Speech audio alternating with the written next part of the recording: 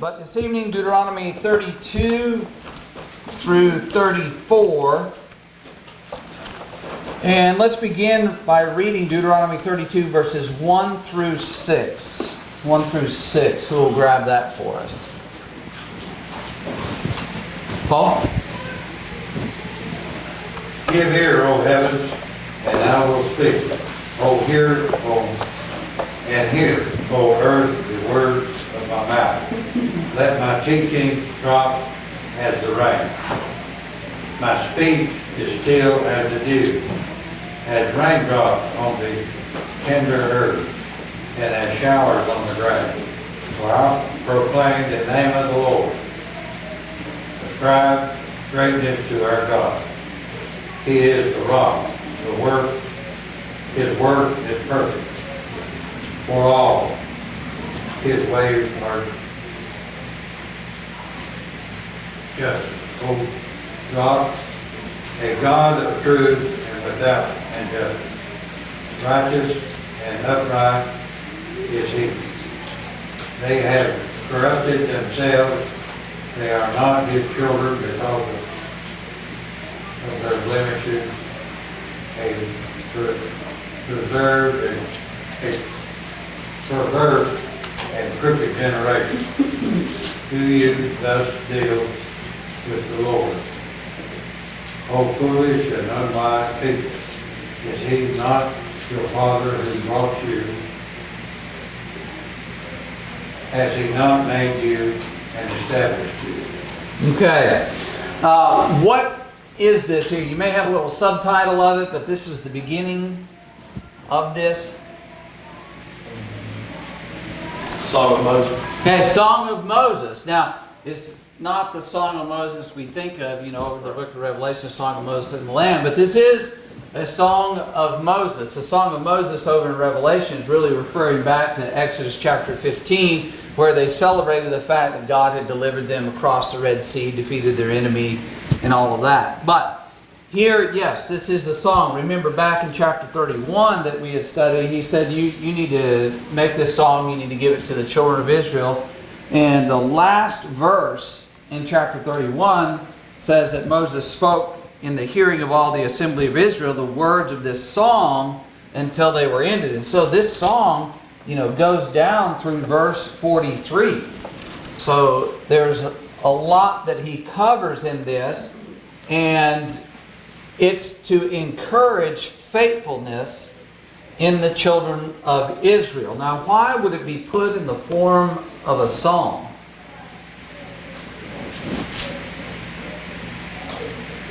Hadn't he just spent, forever preaching these things? Philip? Songs are, they stick in your mind more than normal work do. It's easier to teach a song than it would, right? I guess just sitting for a long speech can be boring. Songs are, I guess they just stick in your mind more. It's easier to teach. Like little children, what do we do when we teach little children? Most of the stuff we teach them is in song. Because they retain that better. So. Yeah. You just think of all the scriptures that you've got memorized and you know down, and then you compare that to how many songs that you have memorized and you can sing at any time. Usually the songs you have, one song that you get float into do the scriptures. So, anybody here for better or sometimes for worse can remember a song from 30 years ago? How in the world do I remember that? That is ridiculous. But we do that because, yes, it sticks in our minds better. For whatever reason, I'm sure there's some cognitive psychologist somewhere that could tell us all why that works that way. I don't know. It just works. We know it. So this song is going to help to drill these things. Now, it's not a substitute for the law, because remember, they are told to get together every 7 years and read this law and go over this. And they're supposed to be teaching these things to their children. The Levites are supposed to be teaching it through the years. So it's not a substitute, but it is a helpful reminder to direct their thoughts this way. And so he's to teach it to them. They are to learn this song. And one of the things here at the beginning that he frames out is very simply that God is righteous and Israel is rebellious. Something he's gone through in this letter, in the book of Deuteronomy, over and over again, several times.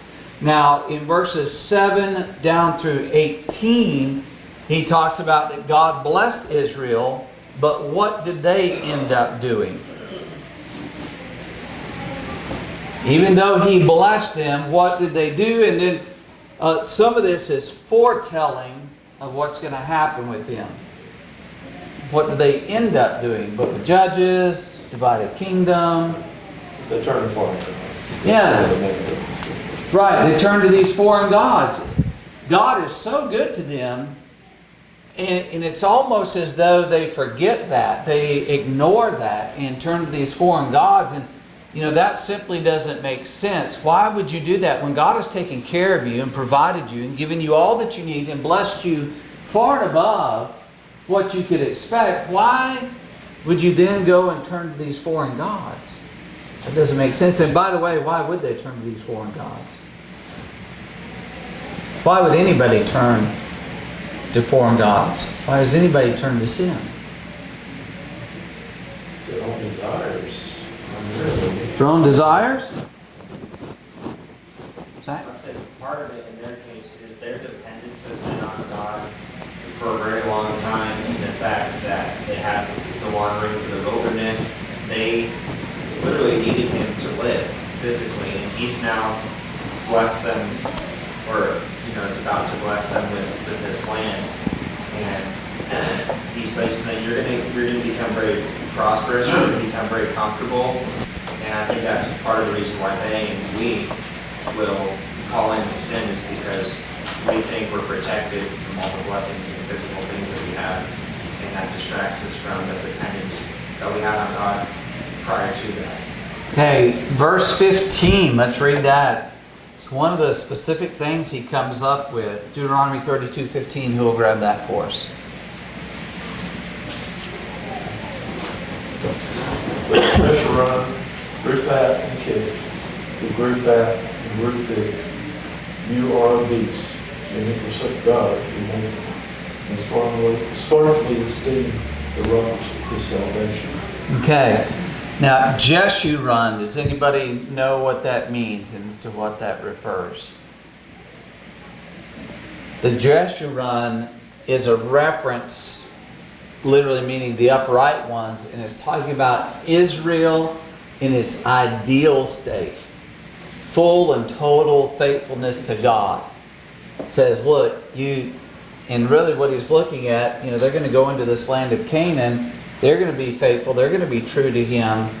But they're going to grow fat, and they're going to kick, and they're going to be thick and obese. And it's talking about, as Zach was just mentioning, they're going to get in there, and things are going to be so good for them. They're going to forget their need of God, their dependence on God. And a second factor that comes into this, just like with Adam and Eve in the garden, with Eve very specifically, they had everything they needed. They had perfect and pure fellowship with God. But then she believed the lie. She was deceived. And these people are going to be deceived into thinking this isn't a problem, this isn't a big deal, we're going to turn to these things, or they're going to think there's an answer over here that we're not having, there's a desire that's just going to be wonderful and great that these other gods can fulfill that Jehovah won't allow me to do, and everything's going to be fine. So they're going to grow fat on the land. They're going to be deceived in really what's involved and what's going to happen with them because of that. They're going to forget the commands of God and what he said and the fact that he would punish them. So they're going to be blessed, but end up turning to idols. Ron, do you have something? Yes, sir. All right. So verses 19, really all the way down to 42, talks about the fact that God punished Israel, and it goes through quite a bit in this. And the reason I'm not going through over all of this is, in part, he's reiterating what we've studied and going over some of those points again. But let's notice verse 37 and what he says about these idols. As a matter of fact, let's just grab 36 to 38 there. Deuteronomy 32, 36 to 38. Who'll grab that for us? Philip. For the Lord will judge his people and have compassion on his servants. When he sees that their power is gone, and there is no one remaining, bond or free, he will say, where are their gods, the rock in which they sought refuge? Who ate the fat of their sacrifices and drank the wine of their drink offerings? Let them rise and help and be your refuge. So what's he saying about the idols to which they had turned?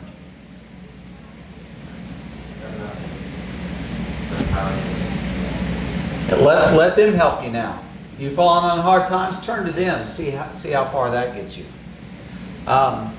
So there's no help there. There's no benefit in the idols. The only benefit is in God, returning to God and depending on God. So question number one I had asked, this chapter here is a song intended to admonish Israel to faithfulness. What are some songs that do this for us?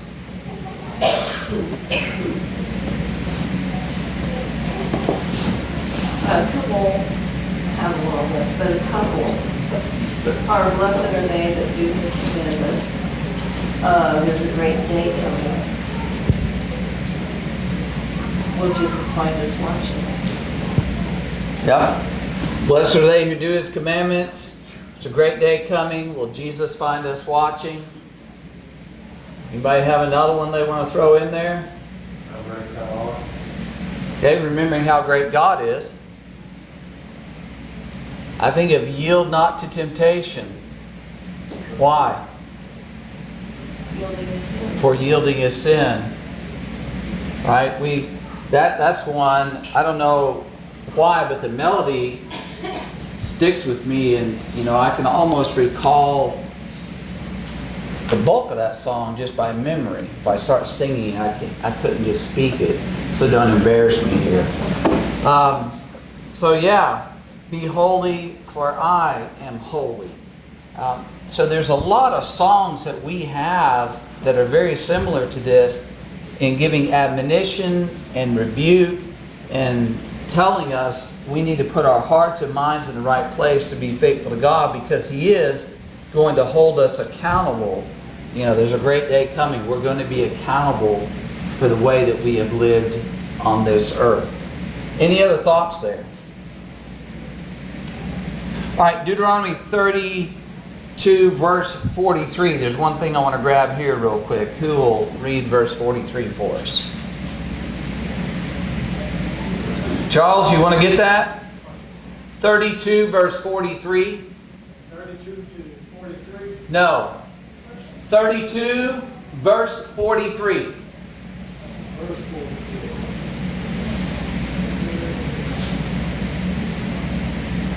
Rejoice, O Gentiles, with his holy people, for he will avenge the blood of his servants, and render vengeance to his adversaries. He will provide atonement for his land and his people. Okay. Does anybody have a little footnote there where that's quoted?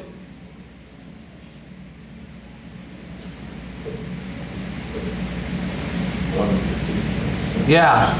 Romans chapter 15. Romans chapter 15, 8 to 13 thereabouts brings this in.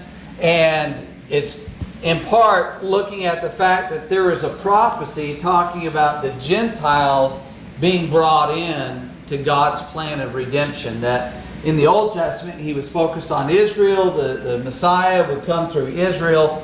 But the Gentiles would end up being beneficiaries of it. Just another place where that's noted. Now let's read verses 44 to 47. Who will grab that for us? 44 to 47. So Moses came with Joshua the son of Nun and spoke all the words of this song in the hearing of the people. Moses finished speaking all these words to Israel, and he said to them, "Set your hearts on all the words which I testify among you today. which you shall command your children to be careful to observe all the words of the law. For it is not a futile thing for you, because it is your life, and by this word you shall prolong your days in the land which you cross over the Jordan to possess. Okay. So he says, verse 46 in particular, set your heart on all these words. What do you get out of that understanding of set your heart on these things? It's determined to do those things. Make them your priority. Right, make it your priority. And when the Bible talks about the heart, what's it referencing there? It's referencing your mind, but anything in particular maybe? Remembering. Sometimes it's remember. It's talking about what you love. Yes, what you love. There's an idea of passion or desire that's involved. Desire. Set your desire on the Word of God. Put it there. As Nancy said, make up your mind that you're going to do that. You're going to follow that. You want that. So, yes, set your heart on these things. And question number 2, I'd ask, what value is there in observing God's law? As he lays it out here, as it's stated elsewhere, what's the value in it?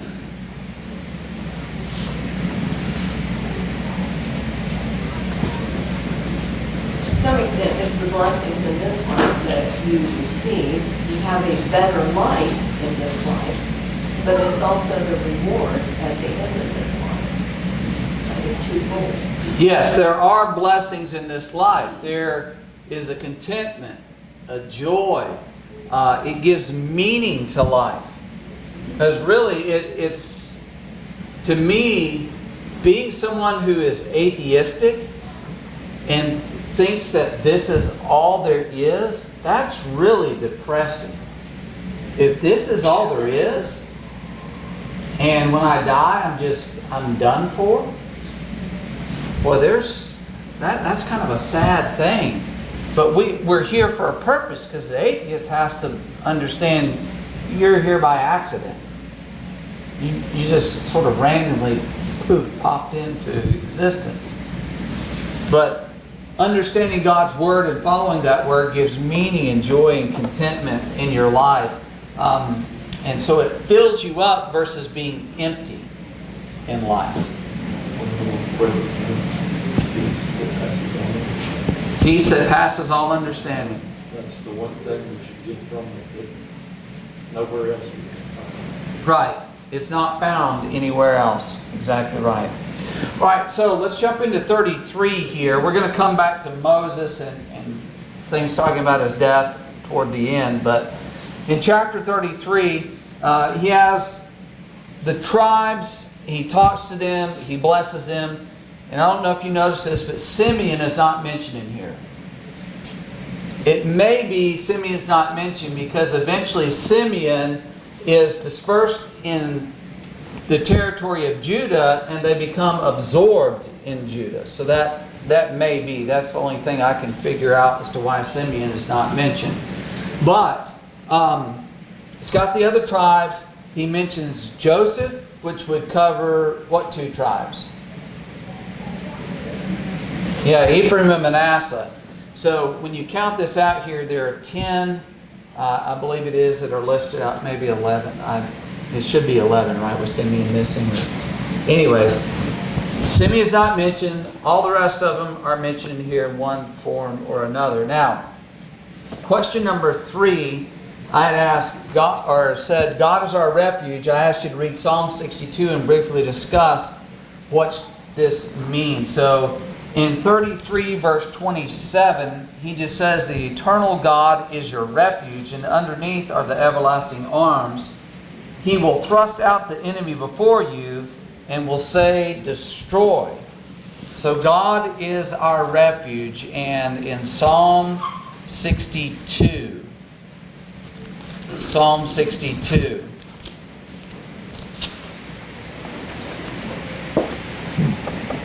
And Psalm 62, I'll tell you what, let's get someone to read 1 through 6 and 7 through 12, just to remind us of what's here. Psalm 62, 1 to 6. Who will grab that?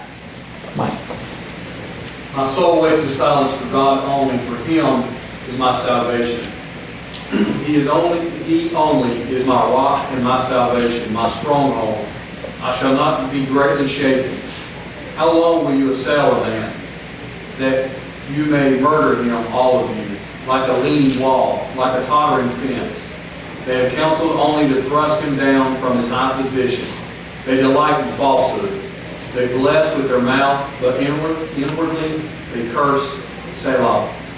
My soul waits in silence for God only, for my hope is from Him. He only is my rock. He only is my salvation, my stronghold. I shall not be shaken. And 7 to 12? Ron? In God is my salvation and my glory, the rock of my strength, and the refuge is in God. Trust in Him at all times, you people. Pour out your hearts before Him. God is a refuge for us, Selah.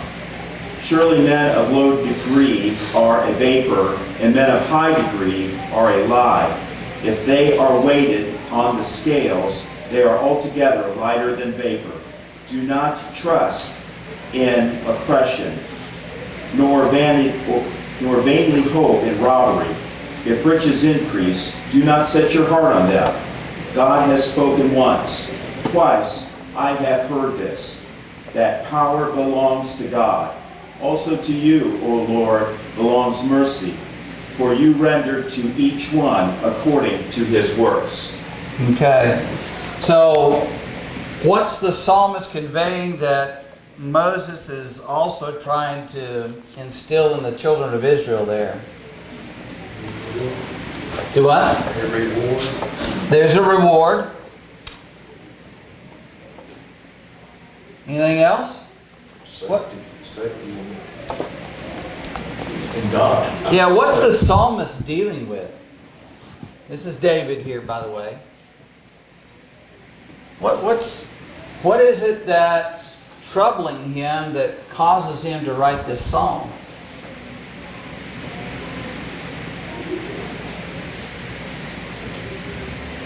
Verse 3. Ron? No, I was going to say the opposition that is around him, because he makes reference in verse 2 that he is my defense. Well, you don't need a defense unless there's an attack. Mm-hmm. And so he realizes those things that can be an oppression to him, both spiritually as well as physically, as they were. And in this comparative that you have established for us, you know, God is our refuge. And in looking this up, in the account there in Deuteronomy, there's a slightly different Hebrew word used than is used in Psalm. Of course, I can't pronounce those two different words. Sure. However, they have primarily the same meaning. And that meaning is a habitation, a dwelling place, a shelter, a place of trust. Okay. Yeah, a place of trust. You need shelter in a storm. You need a place of trust when there's uncertainty around you. Instead of turning to the things of the world, we need to go to God for our refuge, for that place of defense. And he says there, you know, in Psalm 62, that I shall not be greatly moved, or as Mike's translation said, I will not be shaken. You know, there are things that shake us in life. You can see other people's lives, and when troubles hit, they are shaken by it. And there are some people who, depending on what it is, they may never recover from that. You know, there are some people who lose children, maybe as infants or young children in their adolescence, and they don't ever get over that. I've known people that have lost children in their youth, and it hit them, and it hit them hard, but they got through it because their faith was in God. They turned to God, and eventually they were able to move on. Not that they don't care about their child or still miss him, but they're able to go on with their lives and do good in their life, in spite of that terrible thing happening. Like, Yeah, all through this psalm also, and I think, with what we're reading in Deuteronomy also, there's this, put your trust in God, put your trust in other things, and look where all these other things lead to. It leads to robbery, thievery, all of this other stuff. And if that's where you put your trust, in the end, it's all empty, it's all vanity.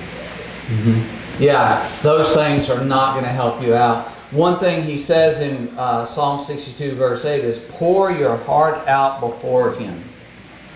We need to be going before God, pouring our heart out to Him again and again, because as it says here, He's our refuge. Power belongs to God. We need to trust in Him through those times of difficulty. And He is merciful.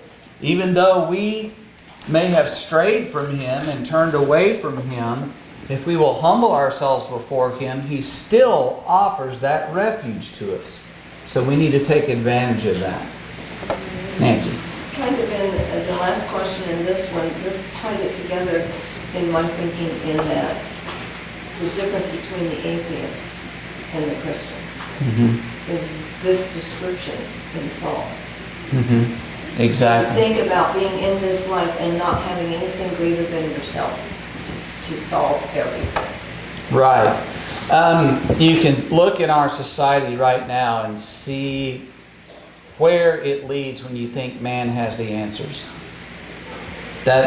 We're seeing it play out very plainly in our society right now. So exactly right, and it's abysmal. All right, let's jump now back to chapter 32. Let's read verses 48 to 52, and then we'll jump forward to chapter 34. This is dealing with the death of Moses. So Moses has admonished the people. He's poured his heart out to them to get them to be faithful to God, done what he could, and now is this time that has come for him to leave this world. So Deuteronomy 32 verses 48 to 52. Who will read that for us? Jesse. And the Lord spake unto Moses that selfsame day, saying, Get thee up unto this mountain, Abraham unto Mount Nebo, which is in the land of Moab, as that is over against Jericho, and behold the land of Canaan, which I give unto the children of Israel for possession. And die in the mount whither thou goest up, and be gathered unto thy people, as Aaron thy brother died in Mount Hor, and was gathered unto his people. Because he trespassed against me among the children of Israel at the waters of Meribah Kadesh, and the wilderness of Zin, because he sanctified me not in the midst of the children of Israel. Yet thou shalt see the land before thee, but thou shalt not go thither into the land, which I gave unto the children of Israel.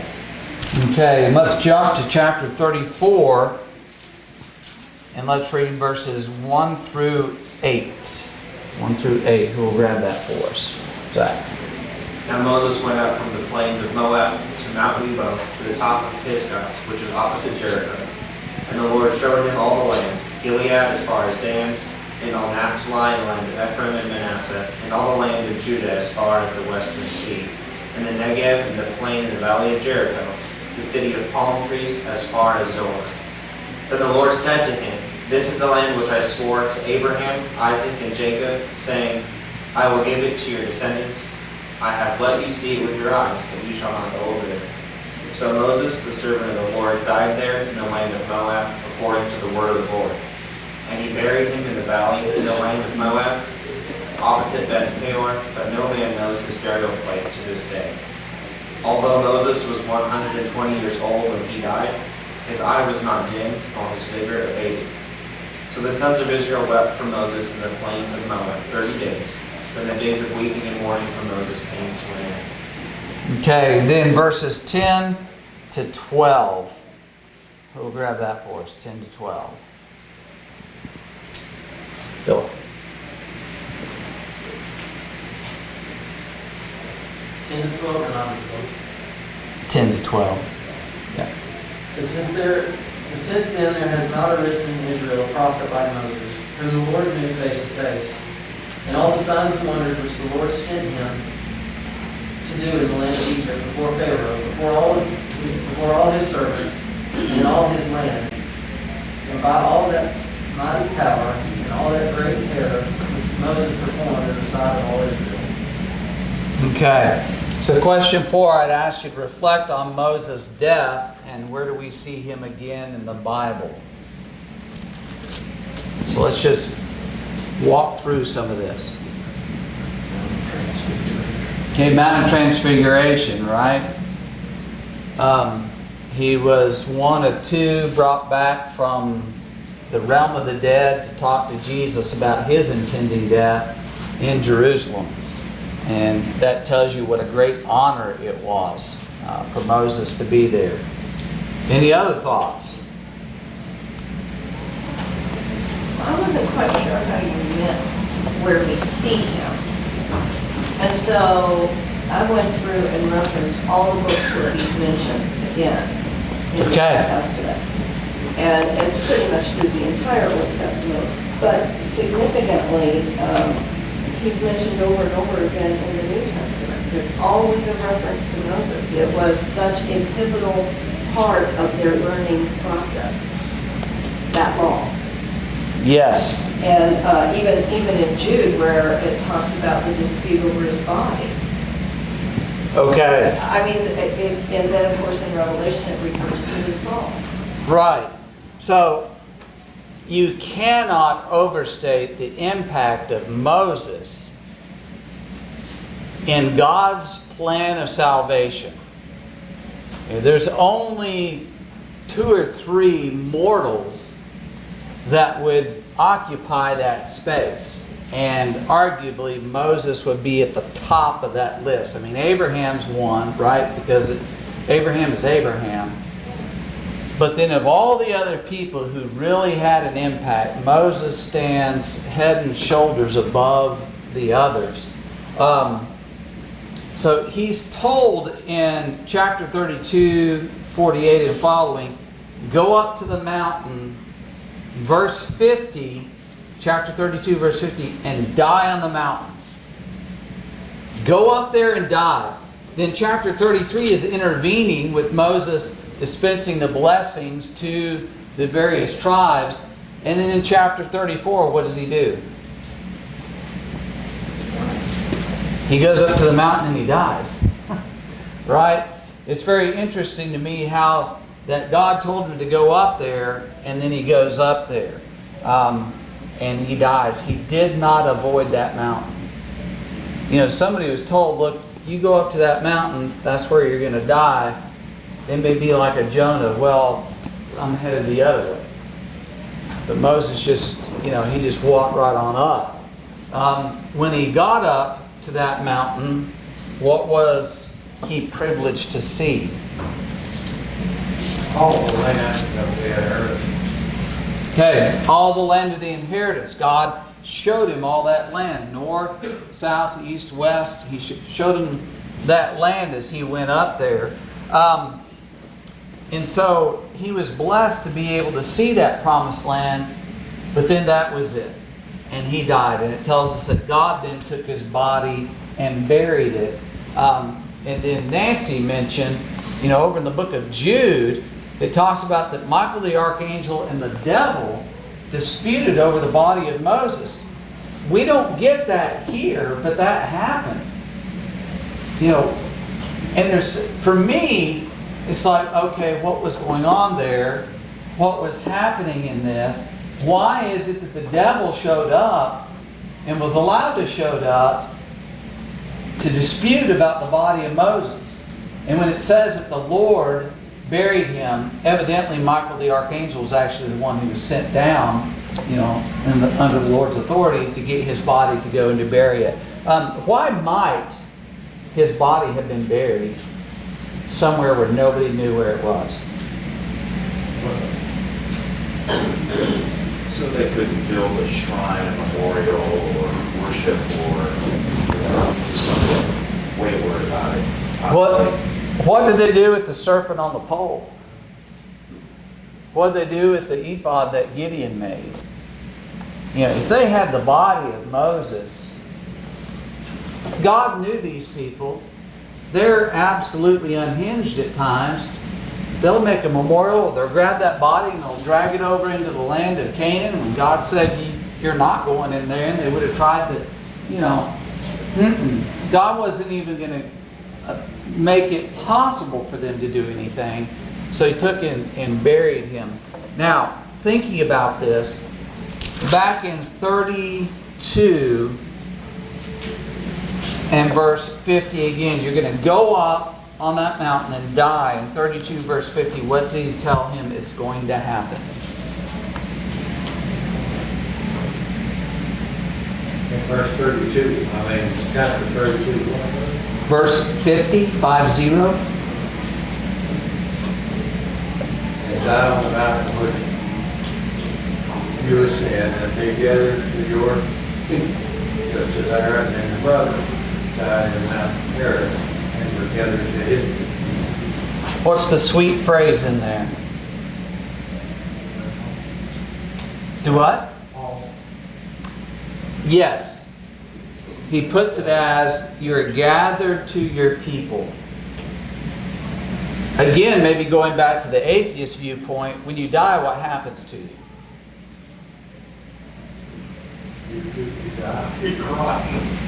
Well, how do most people view death? Terrible, awful. Some people have a fear like, I'm going into this great unknown, this great blackness. I'm just sort of going off into a void. Almost like I'm going to be stuck in a black hole. But we all know that Moses didn't have that. Moses and who else?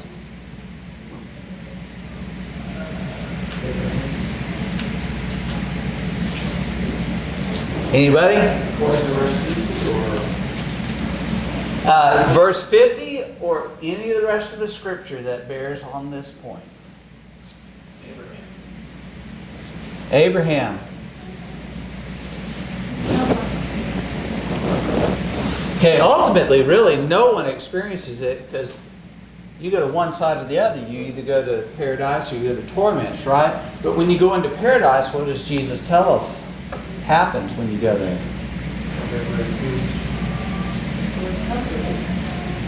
Comforted. We're comforted. What happens when we get there? Who takes us there and what happens?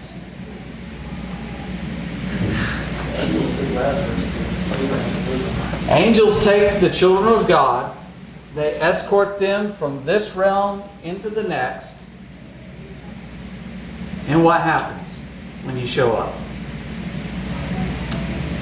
What happened to Lazarus? He was found where? In Abraham's bosom. What does it mean he was found in Abraham's bosom? What is your bosom? Your chest. He was hugged. He was hugged when he got there. He was embraced. Welcome, brother. That's what's happening. You're going to be gathered to your people, Moses, just as Aaron was gathered to. It's not, as the pulpit commentary talks about, it's not like you're going off into solitude. You're going into society. You're going into a realm where there are others who are there. They're going to welcome you. You will be with people. You'll be with the greatest people who have ever lived on this earth. And you'll find that comfort, you'll find that rest, you'll be at peace. It's going to be a great and wonderful experience. And so Moses goes up that mountain. He sees the promised land and he dies. He's been gathered to his people. Now think about Moses' life just for a brief moment. Somebody recap it for us. Legs. No. Take it chronologically. I don't want to start in the middle. Put in the basket. Okay. Well, why was he put in a basket? Oh, the king decreed all of those male killed. Yeah. All the Hebrew baby boys were supposed to be killed. He was born under a threat of death. What did he do by the time he was age 40? Learn everything he could. He was learning all the wisdom of the Egyptians, and he made a decision with all that luxury, with all that greatness, all that power. I'm going to go and be with God's people. I'm going to be loyal to them and to Him. He made that decision. He went out into the desert for fear of his life, and he then was called at 80 years old to lead Israel.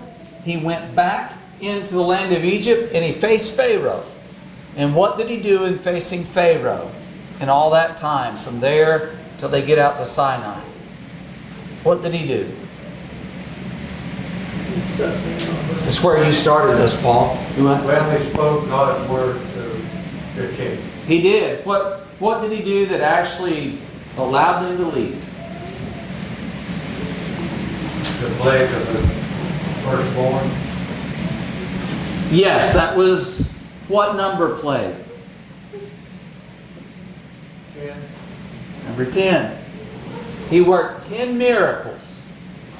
Mighty miracles. And then he led them into the desert. They went up to the Red Sea, and what did he do at the Red Sea? He struck that rock. No. He held his rod out over the sea, and it split. Okay, and they walked across on dry ground. Okay, yeah. Yeah, and they get to the other side. Here's the thing. Moses worked the greatest miracles in number and type and scale of anyone in the Old Testament. He stands so far above them in what he did. And then, of course, he suffered with the children of Israel, suffered them in the desert. And there was one point when they got to him, and that's what prevented him from entering into the promised land. Now, I am thankful that my faults do not prevent me from entering into the promised land. We know Moses did not get there physically, but spiritually we know that he is righteous before God. The Mount of Transfiguration proves that, if nothing else does. So we thankfully have the ability now, and God extends that mercy to us, even though we may have done something like Moses and not honoring God and pleasing Him and rebelling against Him, that we can come to Him and find that mercy and still enter the promised land that is ahead of us. Any other thoughts there? We want to make sure that it's nothing that we do. It's what Jesus did. Well, it's His blood that forgives us in our submission to His will that enacts that forgiveness. Moses was how old when he died? Why did he die? God told him to go to the mountain and die. Exactly. It makes a specific point. He had his full vision, had his full strength. He didn't die because he was old and sick. He died because God told him to go up there and die. And he died. Now, how all that worked out, I don't know. But he just went up and died. And that was it. He still had all of his health, all his faculties to him. So, all right, question number 5. We'll just wrap up with this with a couple of minutes we have left. What kind of man was Joshua?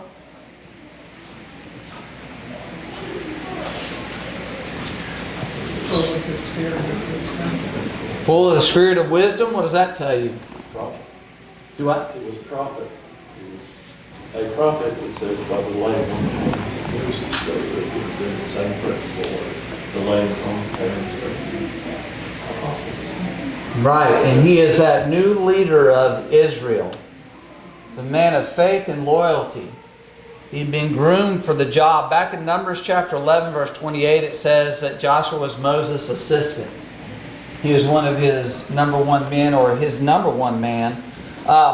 He was a man of faith. As you go back and look at his life, he had been prepared for this time to take over the leadership and take them into the land of Israel. And when he does, when he takes them in, you know, the book of Judges says that all the generation and the ones who outlived Joshua were faithful to the Lord, and then that following generation is the one that fell away. So he helped them to be faithful to the Lord. Now, question 6, I asked you to try to summarize Deuteronomy in one sentence. Who can do that for us? Anybody? I've got it down to one word. Yeah, not saying that my one word would replace all that Moses said, certainly would not, but anybody want to give us a shot? I guess you might as well give us that one word. Obey. It's basically what he's telling them. He goes through all those different laws, but the end point is, do what God told you to do. So, He's graciously delivered you. He's given you a law. He's going to give you this land. You're going to go in and take it and possess it and have all these great blessings in there. So, obey His law. Be blessed. Don't reject it and face the curse. Now, in Deuteronomy, the